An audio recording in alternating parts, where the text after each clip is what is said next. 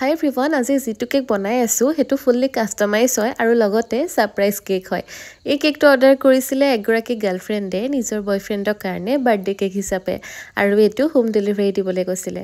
আৰু তেখেতে যেনেকৈ পিকচাৰখন দিছিলে মই ঠিক তেনেদৰে কেকটো বনাবলৈ চেষ্টা কৰি আছো। সব ফালৰ পৰা মিলাই মেলি কেকৰ ডিজাইনটো দিবলৈ আৰম্ভ কৰিছো। এতিয়া কেকৰ ফাইনেল লুকটো চাই লচোন বলক। এইটো হৈছে কেকৰ ফাইনেল লুকটো। কেকটো খুব বেছি মৰম লগা নহয় জানো। তেখেতে নিজে যিহেতু ৰেফাৰেন্স পিকচাৰ দিছিলে আৰু কেকটো বনায়ো মোৰ বহুত বেছি ভাল লাগিলে আৰু এনেকুৱা কেক মই প্ৰথমবাৰ কাৰণে বনাইছো মানে এইটো ডিজাইনত। আৰু তেখেতে মোক কৈছিলে যে কেকটোৰ লগতে এপাৰ ৰেড ৰ'জ আৰু অলপমান কেন্ডেল লগত দিবলে।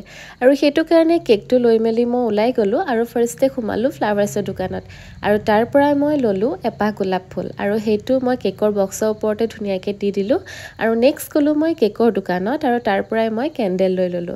ধুনীয়াকৈ মিলাই মেলি লৈ পিনি এতিয়া কেকটো মই তাতে দি আহিলো আৰু বাকিখিনি কেকটো কেনেকুৱা পালে তেখেতলোকে জনাব আৰু তাৰে ৰিভিউ মই নেক্সট ভিডিঅ'ত দিম।